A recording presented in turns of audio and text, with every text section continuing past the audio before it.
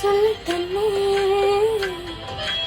இன்னும் கொஞ்ச நேரம் பொறுத்தாடா என்ன ஏன் அவசரம் என்ன அவசரம் சொல்லி தன்னே